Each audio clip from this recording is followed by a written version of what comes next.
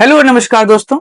कल चूंकि यात्रा पे था इसलिए जम्मू कश्मीर पर आप लोगों से डिस्कशन नहीं कर पाया, लेकिन आज हम लोग जम्मू कश्मीर पर डिटेल में बात करेंगे क्योंकि जम्मू कश्मीर पर बात करना आवश्यक है। इस बार जो विधानसभा चुनाव हुए या विधानसभा चुनाव पूरे तरीके से हरियाणा पर ही केंद्रित रह गए। देखिए, मैं हमेशा एक बात कहता हूं, क्योंकि मीडिया जो है वो दिल्ली और नोएडा के आसपास सिचुएटेड है और इनके कई सारे जो एम्प्लॉय हैं वो गुड़गांव में रहते हैं। इसलिए आपने नोटिस किया होगा कि दिल्ली में छोटी सी घटना को भी बहुत बड़ा दिखाया जाता है। वहीं पर भारत के अन्य राज्य जो कि पॉलिटिकल रूप से उतने ज्यादा एक्टिव नहीं है और मीडिया चूंकि वहां पहुंच नहीं पाता, इसलिए उनकी बातें भी दब जाती हैं।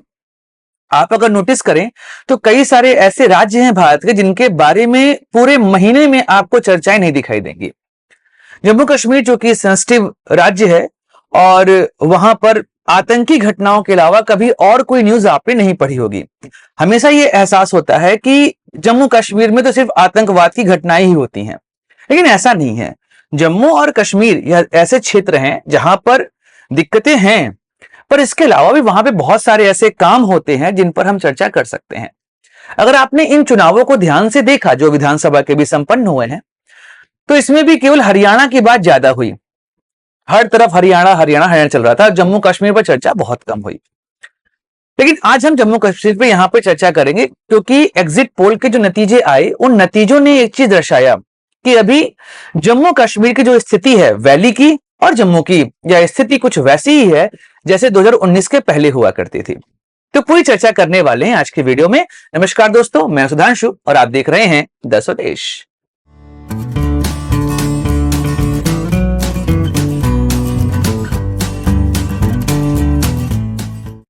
हम बात करते हैं जम्मू और कश्मीर तो हमारे दिमाग में वो पुराना जम्मू कश्मीर आता है, लेकिन जैसे आपको याद होगा 2014 का जब विधानसभा चुनाव हुआ था और उन चुनावों के नतीजे जब हमारे पास आए, हमें पता चलता है कि जहां पर वैली में पीडीपी ने अपना प्रभुत्व स्थापित किया था, वहीं पर बीजेपी जो है वो जम्मू के डिवीजन में काफी पॉपुलर थी। यहां पर उनको काफी अच्छे वोट मिले थे। फिर जम्मू और कश्मीर मतलब पीडीपी और बीजेपी यह मिलकर सरकार बनाते हैं। यह सरकार बहुत समय तक चल नहीं पाती, महबूबा मुफ्ती उसकी सीएम रहती हैं और फिर सरकार गिर जाती है। देन राष्ट्रीय शासन लगता है। 2019 में एक ऐतिहासिक स्थिति आती है जब आर्टिकल 370 को हटा दिया जाता है और उसके बाद तो जम्मू कश्मीर की स्थिति बदलती हुई हमें दिखाई दी। इसको लेकर बीजेपी काफी उम्मीद में थी कि जब हम वहां पर विधानसभा चुनाव कराएंगे तो उसका नतीजा हमारे लिए काफी सकारात्मक आएगा और नया कश्मीर का नारा उन्होंने यहां पर दिया और वह नए कश्मीर के आधार पर ही चलना चाह रहे थे। लेकिन जो अभी एग्जिट पोल आए हैं यह कुछ और दर्शा रहे हैं। एग्जिट पोल के नतीजे में आप नोटिस करेंगे कि टोटल 90 सीट्स यहां पर हैं और कांग्रेस और एनसी के गठबंधन को 40 से 48 सीट मिलने का अनुमान है। वहीं पर बीजेपी को 27 से 32 सीट मिलने का अनुमान है और पीडीपी को 6 से 12 सीट मिलने का अनुमान है।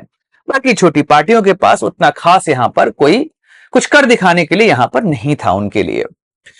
थोड़ा से पीछे चलते हैं, फिर इस स्थिति में आते हैं तो आपको समझ में आया कि आखिर यह चुनाव इतना इंटरेस्टिंग क्यों है और देश के लिए आवश्यक क्यों है। इसको लिए हम लोग को समझना पड़े 2019 का केस जब धारा 370 हटाई गई। अगर आपको याद होगा 370 हटाने के बाद जब हटने की प्रक्रिया हो रही थी तो उस समय फारूक अब्दुल्ला, उसके अलावा उनके बेटे उमर अब्दुल्ला और मोहम्मद मुफ्ती, इनको हाउस अरेस्ट कर लिया गया था। बाद में इनको रिलीज भी किया गया और फिर धीमे धीमे वहां पे प्रक्रियाएं सामान्य होती रहीं। उसी दौरान वहां पे स्टोल पेल्टिंग की जो घटनाएं होती थी 2019 के पहले, वह भी काफी हद तक थम गई और जम्मू कश्मीर का टूरिज्म जो है वो बढ़ गया, क्योंकि जम्मू कश्मीर का अपना सेपरेट संविधान हुआ करता था। इस वजह से वहां पर दलित और ओबीसी को लेकर जो आरक्षण की व्यवस्था थी वह भी नहीं थी, तो वह भी व्यवस्था यहां पर बहाल की गई जब 370 वहां पर हटा।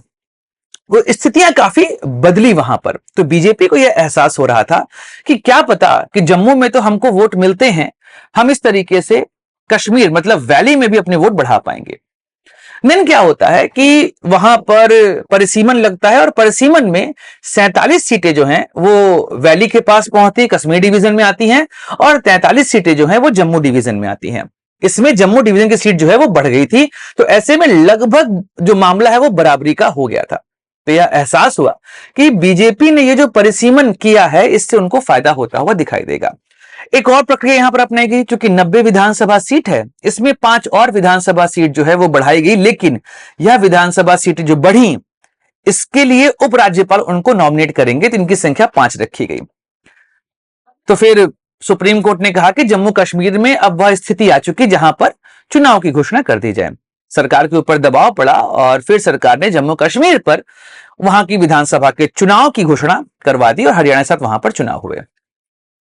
ऐसे में वहां पर दो ग्रुप आपको देखने को मिलेंगे। एक जो ग्रुप है वो नेशनल कॉन्फ्रेंस और आईएनसी का बना, पीडीपी एक बनी और बीजेपी एक साइड रही। बीजेपी ने कई सारी छोटी पार्टियों को अपने साथ मिलाया, इसमें अपनी पार्टी और पीपल्स कॉन्फ्रेंस, यह 2 छोटी पार्टियां थी। उनको लगा कि वह उन पार्टीज को सपोर्ट करेंगे और वहां पर वो एनसी और पीडीपी के एक ऑप्शन के फॉर्म में वहां पे उपलब्ध हो जाएंगे।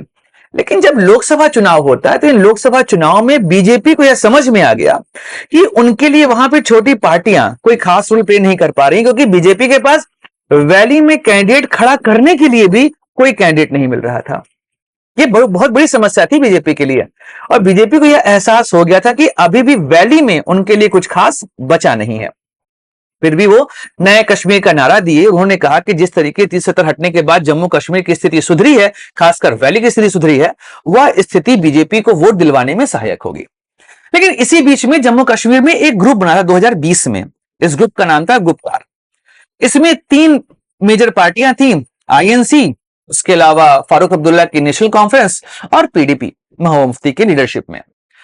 अब इसमें एक बहुत बड़ी समस्या आई आईएनसी के सामने। समस्या ये आई थी आईएनसी के सामने कि नेशनल कॉन्फ्रेंस और पीडीपी यह चाह रहे थे कि धारा 370 जो है वो बहाल हो जाए, और ट्राई कलर को लेकर भी जिस तरीके का स्टेटमेंट महबूबा मुफ्ती ने वहां पर दिया था, आईएनसी के लिए असहज की स्थिति जो है उत्पन्न हो गई थी। तब आईएनसी के सेंट्रल कमांड से जो मैसेज आता है उसमें यह कहा गया कि भाई स्टेट के लीडर्स ने यहां पे गुपकार में अपने आप को शामिल किया है, लेकिन सेंटर जो है वह महबूबा मुफ्ती और नेशनल कॉन्फ्रेंस के जो स्टेटमेंट है पाकिस्तान को लेकर और 370 को लेकर वह उनसे सहमत नहीं है। तो इस तरीके से आपने देखा कि राजनीतिक माहौल पूरे तरीके से बन चुका था। तो अब वहां पर बीजेपी, पीडीपी, नेशनल कॉन्फ्रेंस और आईएनसी, यह 4 मेजर पार्टनर वहां पर दिखाई दिए। चुनाव के पहले कोशिश की गई कि गुपकार एक साथ मिलकर चुनाव लड़े और बीजेपी एक साइड चुनाव लड़े। कोशिश भी की गई कि पीडीपी अर्थात महबूबा मुफ्ती को एनसी और आईएनसी के साथ एक अलायंस में शामिल किया जाए, इंडिया अलायंस इसको इन लोगों ने नाम दिया, कि उसमें शामिल किया जाए। तो वह संभव होता दिखाई नहीं दिया और फिर पीडीपी ने चुनाव अलग लड़ा। तो ऐसे में माहौल सेट हो चुका था। अब मामला जो है वो त्रिकोणीय हो चुका था। जहां पर बीजेपी जम्मू डिवीजन को एक तरीके से रूल कर रही थी, वहीं पर नेशनल कॉन्फ्रेंस और पीडीपी वह रूल कर रहे थे वैली के क्षेत्र को।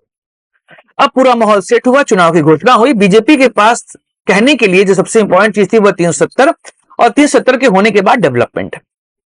जम्मू में तो इसका प्रभाव देखने को मिला, लेकिन अगर हम बात करें वैली के क्षेत्र में तो अभी भी वहां पर बीजेपी को लेकर कोई खास सकारात्मक माहौल हमको देखने को नहीं मिल रहा है। अभी भी वैली में बीजेपी को लोग वहां पर नापसंद कर रहे हैं। तो ऐसे में बीजेपी के पास वैली में 1-2 सीट मिल जाए, शायद खाता खुल जाए, यह स्थिति वहां पर बनती दिखाई दे रही है।